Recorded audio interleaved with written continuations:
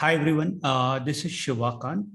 Today we'll be discussing a detailed design for aggregation system, which is more like a set of data pipelines that was required to be built for certain aggregation requirements. So this is something that I worked in one of my earlier companies. So I'll be presenting here for the common good. And this is a very generic design that you could apply in one of your work projects as well. And yeah, so let's get started. So I'll just jump to the kind of problem statement. So in our org we had several requirements to build some sort of functionalities for rewarding the delivery executive. So it required some sort of aggregation, like how many deliveries they have done in a given day, how many rejects they have done, what is the average rating, what is we want to notify them on 7th order, what if I want to notify them on their birthdays and things like that. So all these things actually required working on some sort of building a data engineering pipeline, and something that we did not had in org, and it required a fresh sort of thinking and solutioning. So this specific discussion will mostly be backend, but backend data engineering kind of thing. So to especially to people who are new to this thing, it will be useful, or someone who wants to enhance their capabilities, or maybe caution and help improve this baseline. I think that could be also very good opportunity here. So does it sound good?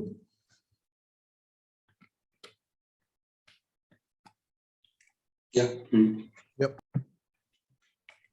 Okay, cool. So I'll go ahead and jump to more details here. So here to achieve the multiple aggregation requirements, so for the product team or for the senior management, it looked like that it is just some sort of aggregation we are doing. But actually, when we collected all the requirements and we drilled down into the implementation details and all the nuances, then it ended up that we have to build 3 or 4 different pipelines to achieve the underlying goal or scope of work. So let me jump to the very first one. So that will kind of start off with what exactly are we trying to build here. So the very first thing was that we wanted to build some sort of end of day, end of week, end of month aggregation system, where I want to capture the total order delivered, total rejects, like the average rating, or maybe logged in time for the given day, week, or month. Let's say that there is a weekly payout. Can I have a system that can give me what was the number of hours or number of minutes my underlying delivery executive was logged into that system? So to achieve this, we actually, first of all, definitely we scattered all the different requirements and we kind of categorize this thing. So I was leading this project. I was working with other SD2s in the team and collaborating with SD3s, and getting some feedback from principal engineer, architects, and other architect panel and distinguished engineers as well, for getting feedback what could be the right way, what could be done, what we could not do in the given scope of work and time. So this is how we landed up as part of the solution, solutioning for this. So this is basically a data engineering pipeline that that will help do some sort of batch jobbing, or batch aggregation, typically suitable for end of day, end of week, end of month, but it could go all the way to lowest granularity of maybe hours without much issue. So yeah, so that was largely the thing here. Now, if we go into the details, it is basically, these are so let me go and explain the pipeline first.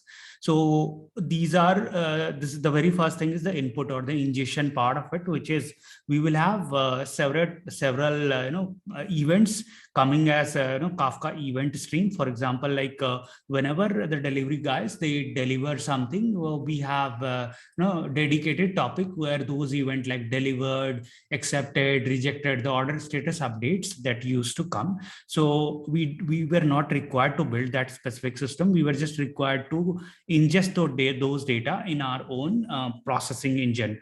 So for legacy reasons, like there was a expertise in the org, we chose Flume as a sink for connecting basically a data ingester or data connector from Kafka to raw S3 bucket. So at least like the bigger crowd, are they aware about these pieces, like what is Spark, what is S3, what is Flume? This is very, very implementation specific. Like whenever I talk in other design session, I try to keep it abstract so that later on we can debate on implementation. But here, because we were doing implementation, we wanted to keep it very, very close to the real thing that we will build.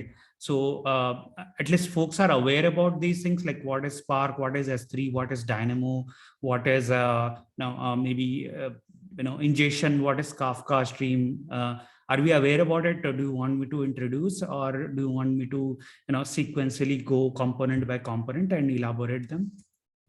So if you can go component wise, like I'm not aware of Flume. Sure. So let me go one by one. So what happens, let me help out from the very basics so that everyone has some benefit, comes with some benefit here.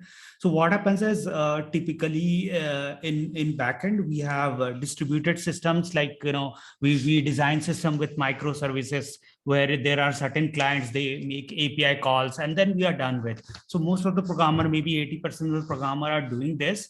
And this solves most of the typical transactional problems, like, I'm doing banking, I'm doing or maybe ticket booking, and I'm just done with it. So this is one part of the flow. But as we go deeper into the backend, there is another part of the flow, which is basically called data engineering, data analytics. So instead of transactional, it's called data analytics, and which is typically backed by data engineering. So what all typically are the building blocks of data in engineering, mostly overlapping with backend as well, is the very first thing is the source of the data. So the source of data can come from multiple sources. It could very well be, what if I have a data warehouse here? What if I have, Postgres or MySQL, where all the source of information is there? So it could very well be those data source. The next thing is the connectors. So connector is basically how do we pull the data from the specific data source? So for instance, I have Kafka event streams, specific dedicated topic like order status updates is the topic name, where I will get all the 6 or 7 order status events. So now how do I push it to my main engine?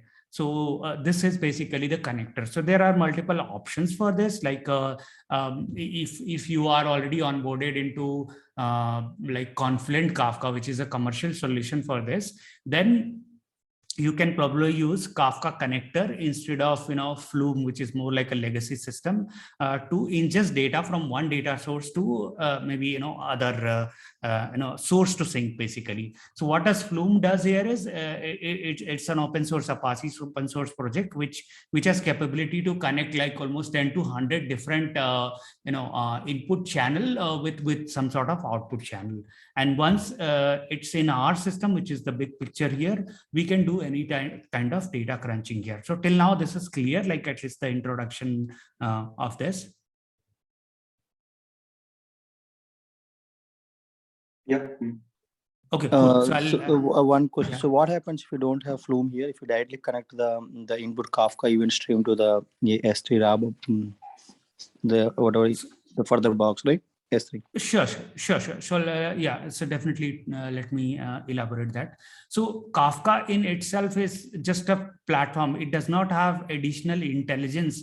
Like how do I, it just stores the data and it stays idle.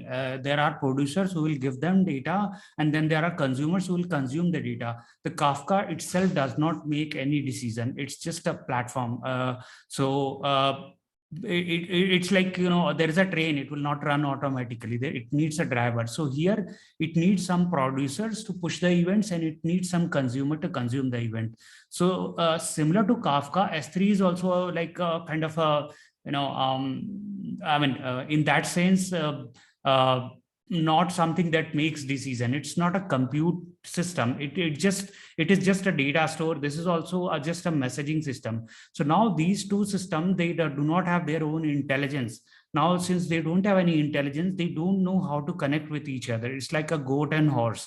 Now, if you really want to connect them, probably you will need something in between. I don't know, common food they eat, something like that. So, I mean, just a very weird example, but here you will need some intelligent being here, which can make the data transformation, the data connection, data encryption, data compression, so all those things, neither the Kafka can do, neither S3 can do. So both are like S3 is just a object store or data lake. It does not have any intelligence from the perspective of integration, and neither Kafka has. It is the consumer or the producer who will do. Now, so at least the problem statement you got right. You cannot connect Kafka directly with S3. So what decision is Flume making here?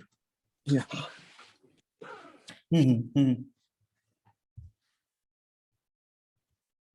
So what is Flume doing here is that the Kafka in itself cannot push this data because it does not have compute per se capacity, and neither S3. So Flume, what it does is it takes all the data packets from here. Let's say 1,000 different, basically 1,000 packet size or message size it will take. And then it will do some data conversion. Let's say here it is having 20 attributes, right? Like order ID, customer ID, arrival time, error message, and it is really loaded message. It could be, right? It could have a lot of things. Now, this Flume, it will pick up those maybe a batch of 100 or 1,000 messages, and it will do a data transformation. So it will do data conversion, data basically reading the data conversion it will do, and then it will do the data, writing the data to the S3. So what it will do is, let's say that I will set up some threshold that only after I have 1,000 message or last 1 minute that I will dump it to S3. So this way I will have an optimal data size of maybe 10 MB per S3 bucket. I'm just making up here. So let's say so that will be efficient for my bucket storage and maybe further Spark compute engine. So all those transformation or the intelligence can be put in the Flume here, or any other data connector per se. Like if you are using Confluent connector, or maybe some other, I think these days we have more solution. So that will do this transformation. Is it making sense? I'll definitely deep dive a bit on this. So we have this downstream as well. So at least at high level, this sounds good. Yeah.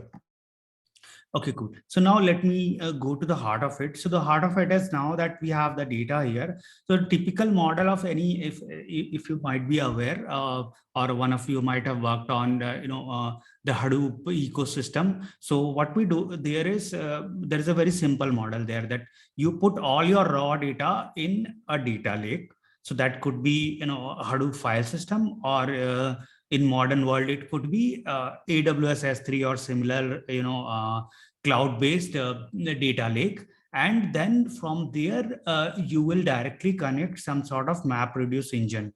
So the earlier MapReduce engine was MapReduce.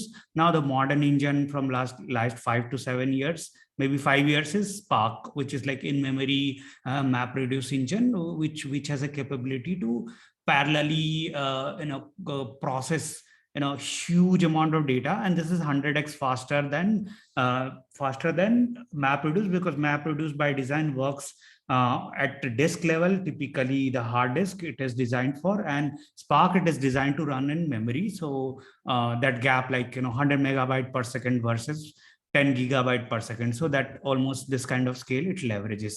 So what it does, the model is very simple. It will take something from the data lake, and finally it will dump to the data lake. And this is just the steps that it will take from data lake, dump to data lake, connect from data lake, and that is how it goes on. So similar paradigm we are following in Spark. So does this part make sense? Then I will go to this specific component. Yeah. Okay. Yeah. Okay. Cool. So let me go to this component. So now we were talking about that we wanted to do end of day, end of week, end of month, some sort of aggregations we wanted. So here what we will do is we will set up the lowest granularity. Let's say I want a daily aggregation, or let even go downward, like hourly aggregation. So what we will do is we will design the Flume in such a way that it will take all the raw data from here, and based on the event timestamp, not the arrival, the event timestamp, which will be punched in the event message, it will dump to the specific S3 buckets. It will come together maybe 1,000 messages or maybe 100K messages, and it will dump to the S3 specific buckets named as date, month, year, and finally the folder. And in the folder, it will have huge number of random sequentially increasing file. This guy will run every 1 hour, pick up all those raw data from here, like the line items, and it will aggregate those data, and finally it will put the aggregated result here. Now, who will trigger it? So the triggering part is actually done by an orchestrator or a scheduler. Like we can use any kind of distributed scheduler for tolerance, and we chose Airflow because in our org we had Airflow, and it is kind of Apache Airflow is a proven solution here. There are multiple other solutions in Hadoop world that is there, like Apache Woozy is there, and for Java guys there is the Quartz is there, and probably something similar for Python will be there. So what it does is it will wake up at a specific time, it will do triggering, and it will then go to sleep. Just bluntly you can say that.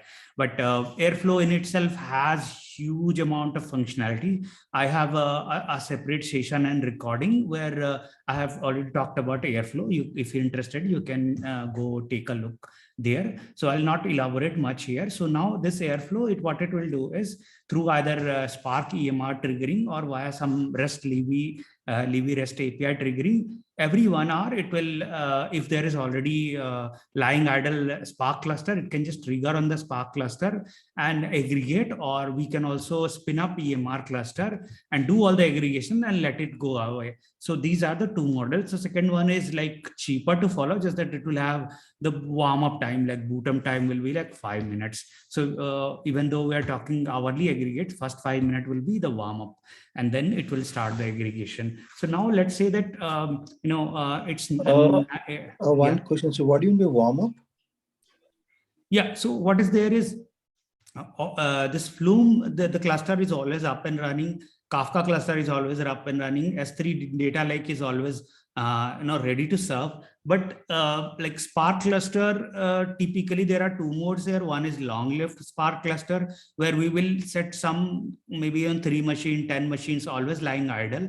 We can ask them, hey, can you work? Hey, can you work? And this guy will do some compute. So that is like that is already the workers are waiting for you. So that's like pretty fast for you. Like you have a 24-hour driver with you, and you, whenever you want to go somewhere, he will go with you. But most of the time, maybe just going to office and coming back from office, the person is lying idle, right? So it is not very efficient solution. So what could be the another approach is, hey, can you use Uber? So why not? So what you do is you call the Uber. So Uber basically it will spin up a cluster. It will then bring up some guy for you, basically the cluster in this context. It will take 5 minutes for the guy to arrive. So this is basically some sort of warm up or boot up time. So behind the scene, it will boot up EC2 VMs, and then with certain image, like Spark will have an image like maybe Spark 3.1.x with Libby enabled, with maybe some XYZ feature enabled. So that is basically the warm up time I'm talking about. You got it, right? Yeah. So you have a dedicated driver sitting with you always, but he will be lying idle for 20 hours. Or you don't have a driver, you call Uber, but it will take 5 minutes to arrive. So similar to that, Spark has on-demand mode, and like long-lived, and ephemeral is short-lived. So these are the two terminologies that we use. So we call here, it will do the compute, and then it will either move away, or it will get released, or it can lie idle for some other use. So now once the data is aggregated available here, we will have some sort of listener, SQS SNS listener, which will say, hey, okay, I'm ready to pump this data for serving. So this data has been pumped for aggregation. This data is already aggregated. Let's say from 10 p.m. to 11 p.m. Let's say it was 9 a.m. and 10.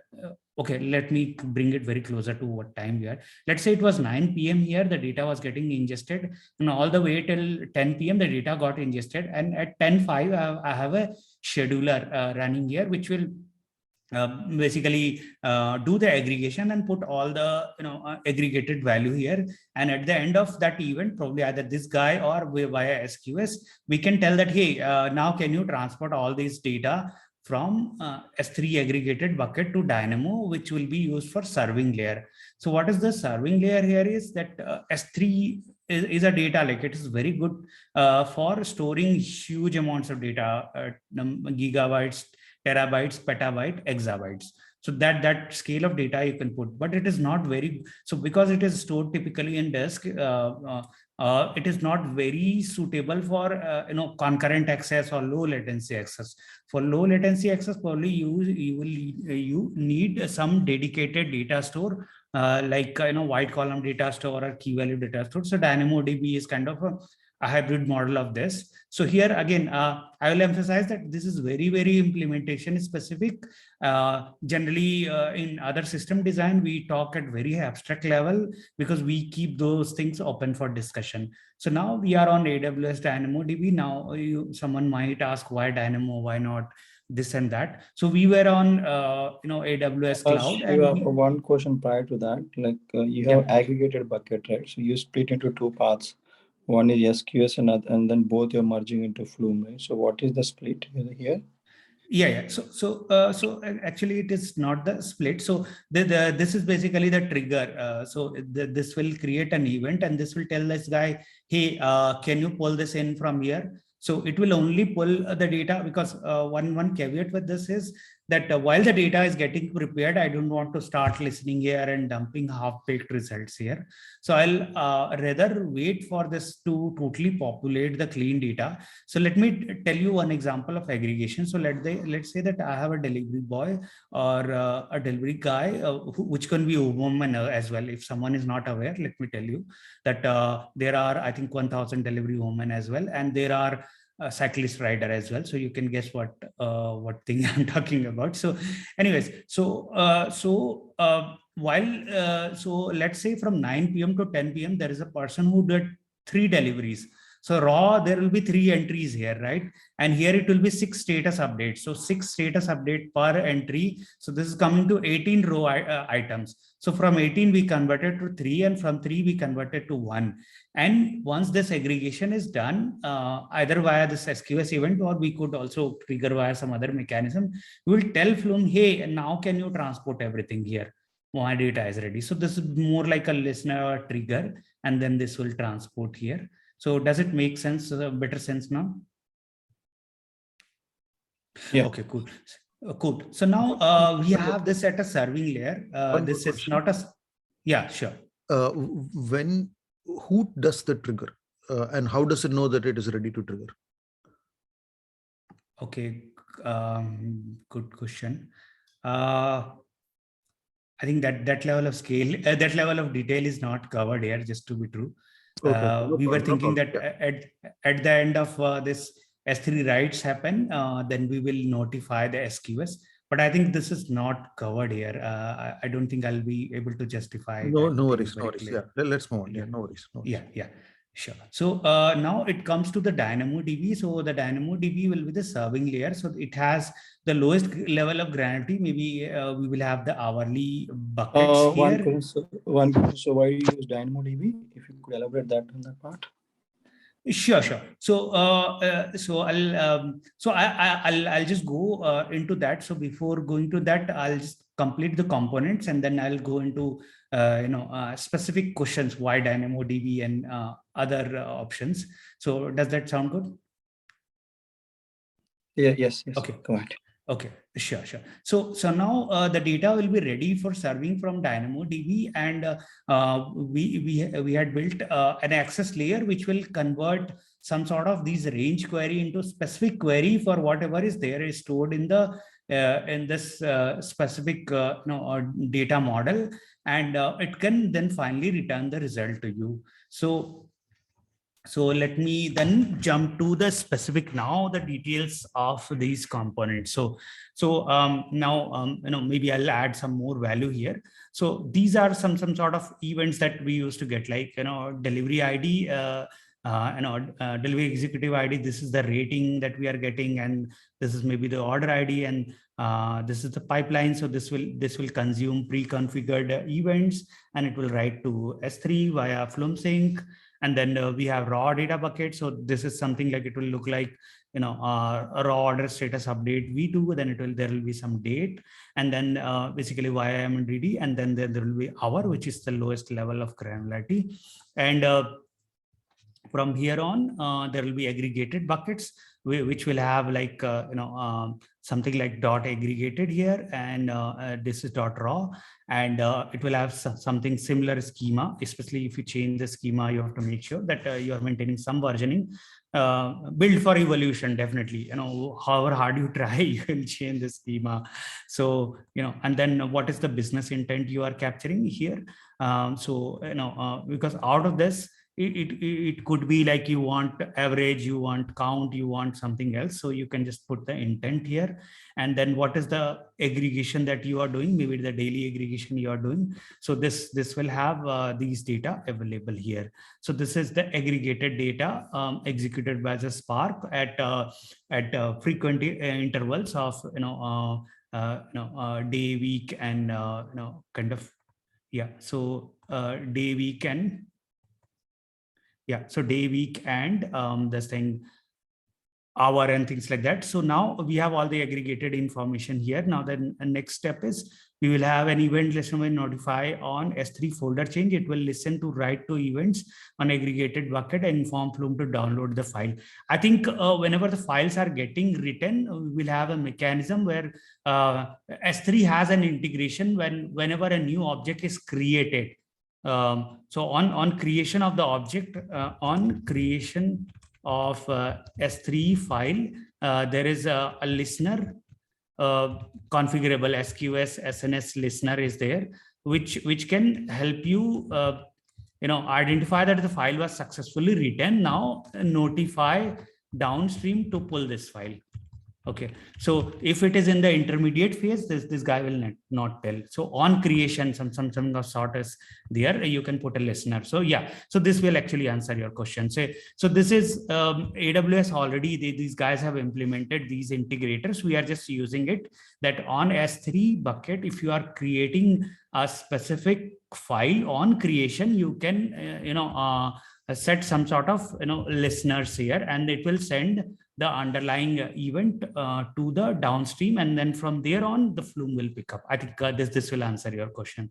Maybe I had I did not had so why not directly write to Flume? Like as I thought, like when Flume gets it, then some downstream things will happen.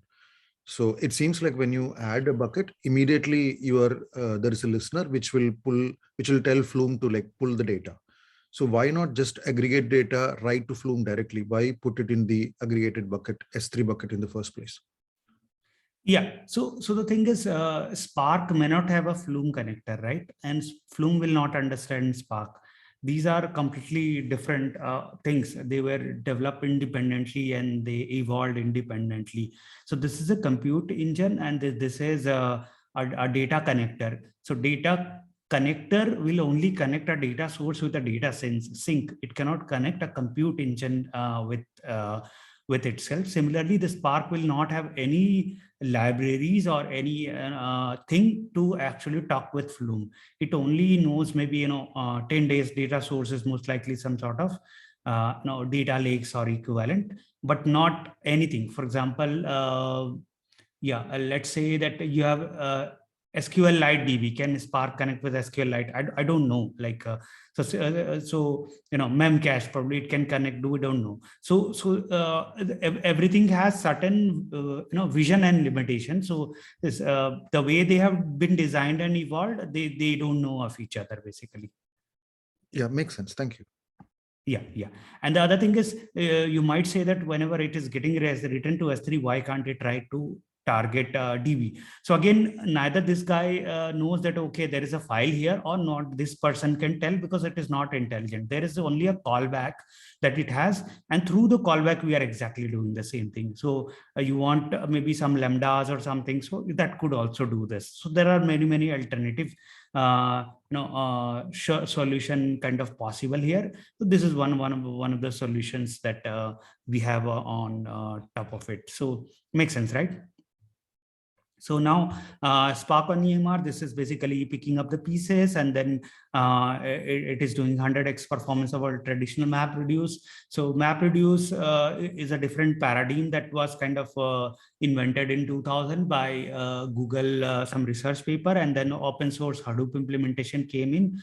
With that, the big data world, completely a new paradigm of engineering came in, very similar to like we have, maybe blockchain is there or AI ML is there, which was not there probably, 5-10 years or 20 years back. So, new set of things have evolved here. So similarly, the distributed backend. So typically in the 90s, there was no concept of distributed. Everything was running on one big machine. So all these things have evolved in the last 10 or 20 years per se, and of course, evolving much faster.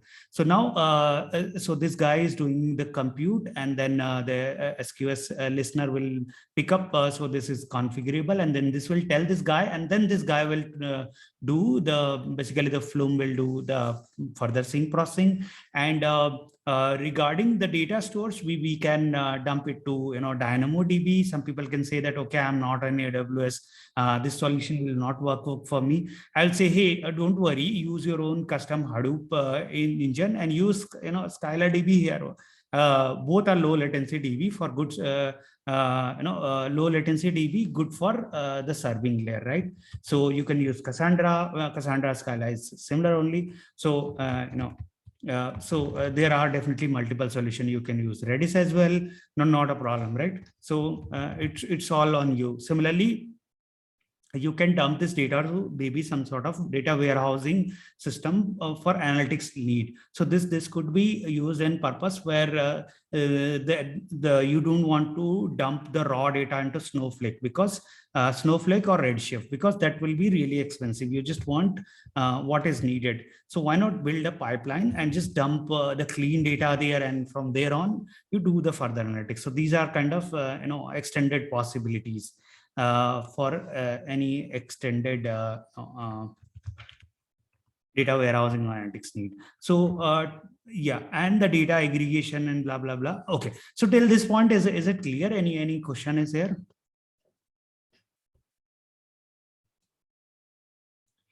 Okay, so I'll assume it's almost the same thing that we discussed, just in more details. So let me go a little bit into the data model. So now I'll talk from the front-facing side of it, which is how do I serve the underlying request.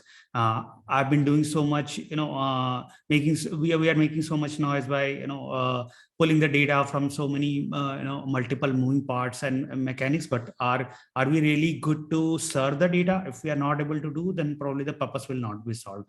So what we will do is here, whatever aggregations we are doing, so here what we will do is the Spark, whatever aggregation it is doing, it will create the aggregated data, and from there it will be dumped to the DynamoDB. So what DynamoDB data model it will have? So again, now you can see that the raw aggregated data, the data model for S3 could be very different from what is there in the Dynamo. So Flume will have certain intelligence. How do we convert from this to that?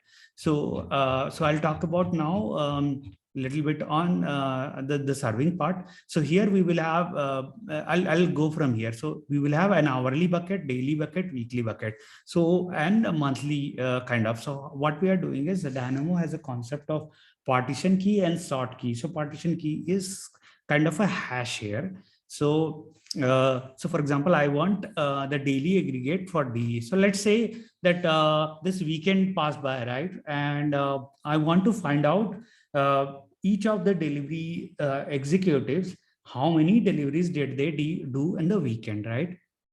So how can we do this? So the mechanism that is built is every day will be captured here in YYMM and DD. This is basically after hash is a variable. So so it will be, let's say, what is 16th, 15th and 16th will be the day that will be stored here. And for that delivery executive, we will have day hash 1, 2, 3. So what I will do is I will prepare a DynamoDB query. I will say, okay, for this partition key, give me a sort key or range key between 16th and 17th inclusive. So it will give me both the rows here. Okay, once I have both the rows here, what I will do is this specific engine, basically we have this DAO service layer. So it will take the range of dates. Like, I have a rule which is like weekend delivery incentive rule. So it will pull all the delivery executive. It will hit this guy in a batch format, and it will trigger here. It will come here. It will do another round of aggregation over aggregation, which is like, Sunday he had done 7 delivery. Saturday he or she had done 7 delivery. On Sunday he or she did 13 deliveries. So total it will aggregate to 20, and it will return to the rule evaluator. And then based on the rules, they can get incentive or whatever is the design. So is it making sense now, like the complete picture of it? I think now it will be more intuitive, right? Yep. So for example, let me build some really weird scenario. For example, I want 10 days incentive. So what is the right way? So brute force will be, I just run through 10 days here. So it will be like a little bit inefficient, right? So what I could do here is, instead of 10 days, I can just pick up 7 days of the underlying subset of week, and I will just pick up 2 days from here. Okay, so this is what the abstraction layer will do, the algorithm will do. So so this is what we had built. So this is one of the solution. We had some other alternative solutions here as well, but just because that would complicate the design a lot. It will be algorithmically more awesome, but it will complicate the design. We did not go with that solution. So what we were thinking was that we will store an aggregation of 1 day, 2 day, 4 day, 8 day, 16, 32, 64, 128, 256. 5 and 12. So now with those we will have whatever range we want in login we can always get. It will not take more than that, but because it was very difficult to explain or debug to new people, it's like actually a range search problem. More specifically, if someone knows like what is there, I'm just forgetting the name. So it is very complicated problem. Like you can align with, like, for code chefs, maybe 7th problem.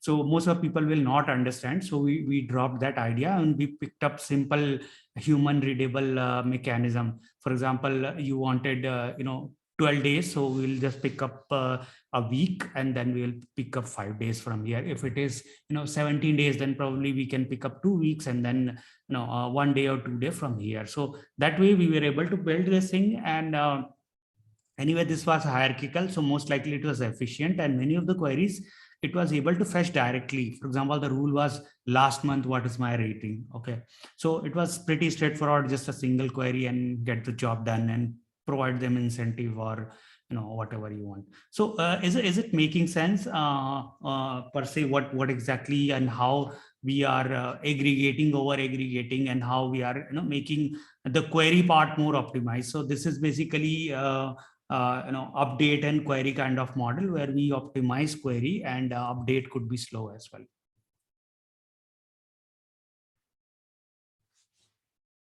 Is it kind of making sense?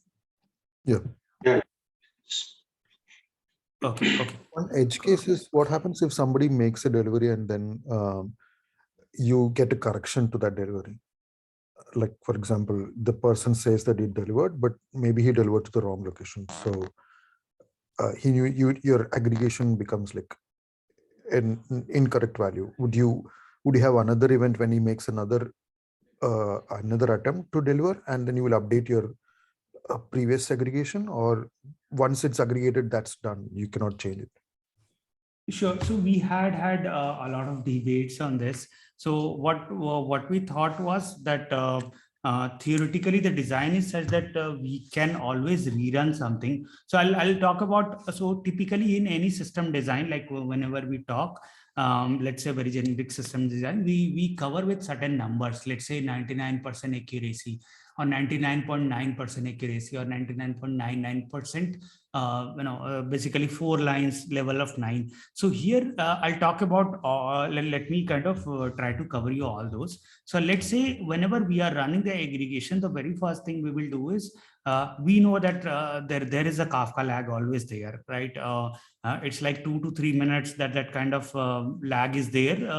For whatever reason. So we will definitely not say that, it's 6 p.m. and I will start aggregating 5 to 6 p.m. So we will give at least 15 minutes of buffer for all these things to settle down here. Okay, so this is one thing that is there. Now, so now the thing is that it, for most part, 99.9% or 99.99% of the information will reach here, and it will eventually get updated. For instance, for daily update, we had kept like 30 minutes of buffer. Like our concept of day was 5:30 a.m. Start and 5:30 a.m. Stop. So our aggregation scheduled were at 6. Now, someone may ask, what if I miss a message? So it's fine. I mean, once in a while, there could be a mistake. We will kind of, address to that separately. No system is perfect. But what if there is a major mistake? Let's say the Spark cluster is down, or, the Kafka itself was down. There was like a massive, event. So what we can do is, in those scenarios, we can always replay an event. So all these downstreams are designed in such a way that once the raw data is available here, and it might require little, hand holding here. So for example, the person will come, they will delete the bucket, they will replay this. If they feel that, okay, the data, the specific folder is wrong information, they can delete and replay. But if this was just stuck and it was not wrong, then they can just allow to pass through, and all the aggregated raw information will come here. And then we can run this Spark job again, and specific hour, I can just go ahead and using Airflow, I can run a historic job, or I can just, via Levy REST API, I can trigger that thing manually. This will be manual operation. And then the re-aggregated information will come here. Now the keys are designed in such a way that it will hit the same, partition key and sort key, so it will be flushed out. So the next set of serving, whenever we are running, of course it will require rerunning. So whenever, let's say that there was a big catastrophic situation, after 2 hours it got fixed. After fixing, if it was just a Kafka was down, there was no data loss, then we can just let it pass through, and it will come all the way here, and it will trigger here, and we will ask this guy, hey, evaluate the rule again, let's pay the incentive correctly. And of course this has to be idempotent, so the incentive will be recalculated. So especially if it is affecting large group of people, this is how we will cater. Otherwise, what happens, like 1 or 2 random people, customer care will handle. That's all. Yeah, anything else? Anything else? Thank you.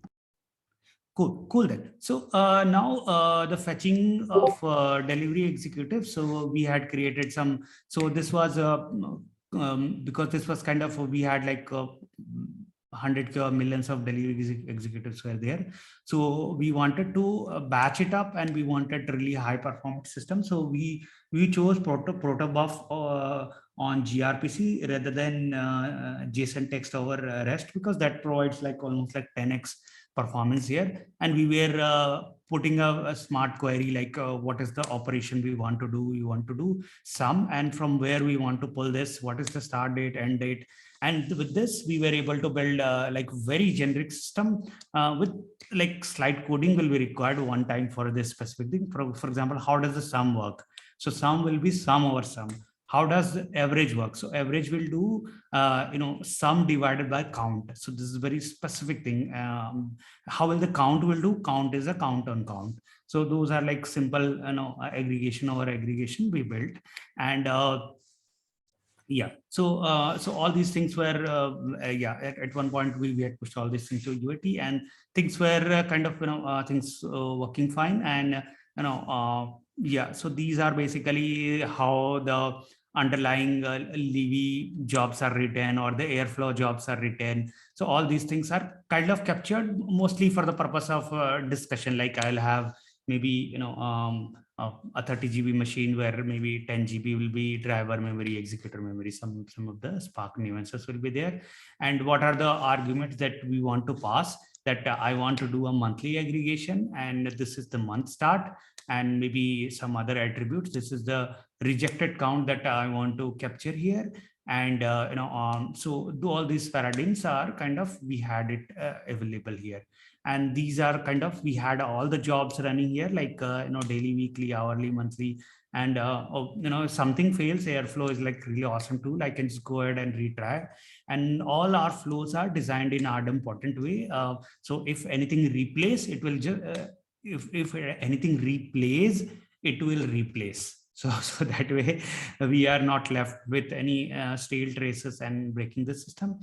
And some of the cluster suggestions we had done, like, okay, it will be like this cost, that cost. Shiva, one question. So how do you do the idempotency? Yeah, so at each level, they will have their own mechanism. So for instance, let's say this part cannot be idempotent automatically, it has to be flushed. So from here on, it is idempotent, because what happens is, whenever by design, any map produce job, you can do two things. Either you can say that if there is already a folder, don't start writing, okay, which is like fail fast. Or you can say always flush the target folder and recreate. So let's say we have chosen flush the target folder and recreate. So always, let's say I have to re-aggregate certain thing, it will flush the target folder, recreate. On recreation of the file, it will listen on the SQS, and it will ask the Dynamo to update this. Now, as we discussed, if I'm replaying the same events, let's say 5 times, because I got a lot of delayed events, like my platform team told us, I'm really sorry, Shivakant, our Kafka is really delayed. You may get up to 24 hours of lag. Okay.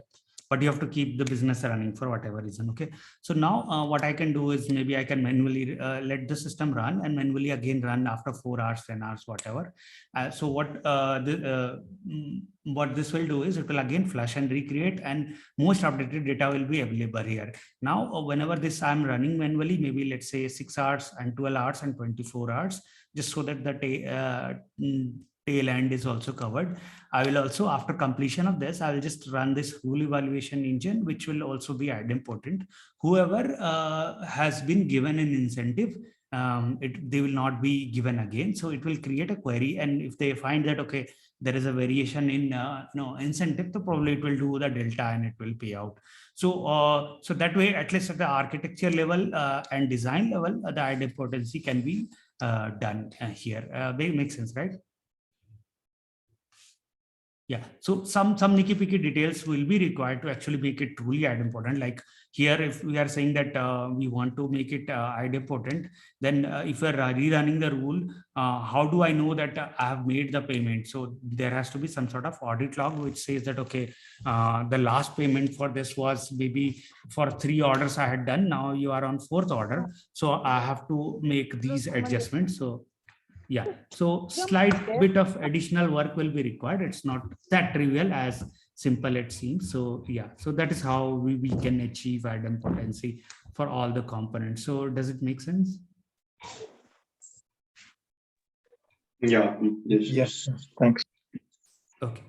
Cool. So yeah, so all these component scaling we was like, Kafka is like highly available, scalable, Flume, S3. So all these things are like kind of out of the box scalable.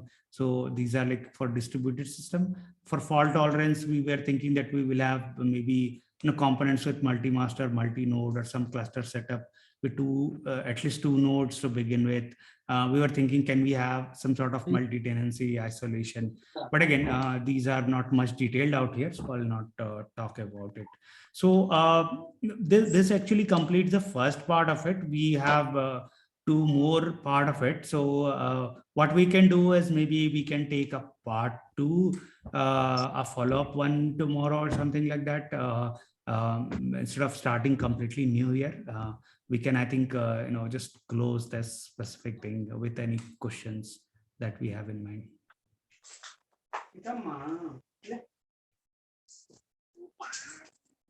Yeah, makes sense. Stop the recording, right? Yeah, We'll have to mute it, wait. Yeah, I muted it. Okay. Yeah. So anything else? So at least this is a very generic pipeline that you can use for your own, building your own aggregation system. Or probably you might already have something similar. Then you can go back and question them that why or how are you aggregating it, and you can either go back to them, ask them question, or you come back to me and tell me, hey, this is something that you can probably change here. For example, there is a question like, why not use a time series DB directly, right? So definitely for the purpose of this, we evaluated the time series DB. So one of the things that we had evaluated that was present in the org was Druid. So Druid, the cons is like the data update were basically inefficient. So what was there was it required, drop and recreate kind of model was there, whatever is the official name. So so that actually whenever we are dropping and recreating everything, then at that point of time the system will be unavailable, right? So we don't want that. So we tried out a more newer paradigm, which was Influx Db. So this worked out really great. Like we had we were getting 200k TPS on M4 for X large, which is like really really massive we are getting. So this was great. So the few cons were that what there was that the actual solution was commercial, it had open source and commercial offering. Commercial offering was great. HA was not available on open source basically. So we were thinking, what if part of the system goes down, a machine goes down, will it bring the system to halt? And the query rate was limited to 50 transactions per second by design. So though we could give any sort of query to the system, but if we are firing really fast, like hundreds or thousands of query, this is not how the system is designed. So so there it was kind of not meeting certain requirements, and due to that we chose custom design here. Yeah. So that was one of the things. So why not data warehouse, we can say. So data warehouse is good for analytics and basically slow processing. So what happens is many times we want immediate result, like we want there is a microservice which wants this information, and early morning it wants to process, let's say. So data warehouse will be really slow for that, and it cannot be very generic for that specific requirement. So someone asked me like, why not Apache Beam? So this is something we had not heard of. Probably it was not available at that point of time. Yeah, it was not an option to us for whatever reason. Yeah, and then some people called out like, oh, why not Kafka Streams API? So it is again a commercial solution from Confluent. This could be done to large extent. It can cater to some of these child requirement, but we will not have full control, and we will require to purchase the Confluent Kafka. So so we were bounded there. So anything else? No, I think that marks the completion of this story. I mean, this part, right? Yeah. So that marks the completion of this, and this has definitely has a lot of takeaways. I hope it will be useful to you in some or the other way. You can take it up. So yeah. So that's all. Thanks for joining and providing good feedback. So yeah, just to answer why DynamoDB. So DynamoDB is a wide column data store. We could have used Scylla. So what is the thing that we are leveraging here is that we have for a given delivery executive, for a given, let's say I'll make it a daily bucket, I can have all the aggregations pre-stored, like delivered count, rejected count. So because some of these attributes may or may not be available for some delivery executive in the given hour, right? Or even given day, like I did not get a rating. So now wide column data stores are really optimized for these kind of things, right? That I don't have a column, I have column. So it is like schema free. So I can keep adding more and more column. Let's say 50 columns of attribute, and eventually many of them may be blank, or some of them will not exist. Some of them will be applicable, not applicable. So this is wide column, or column family is very optimized for that. Whatever column is there, it will put and store here for in that bucket. If it is not there, it will not even store. So it's a very efficient solution. You can directly get this thing in virtually order one, and then you can get all the attributes together. Now if you want to filter something, you can build in the query, I just want rejected count, I just want logged in minute. It will say, hey, this was 300 minute was logged in, which is like 5 hours or something. You can just use this attribute for your specific requirement, and this is pretty easily cacheable as well, because you just give this key, which is the partition key and sort key, and using DEX, which is a mechanism provided by AWS Dynamo, which keeps all this data in memory rather than disk. You can provide really low latency, high throughput kind of solution, interactive solutions to the clients here. So yeah, this was the reason why we chose wide column, why we chose eventually the DynamoDB as a the market available fault tolerant solution here. So yeah, so with this I think we are good here. Yeah. Yeah.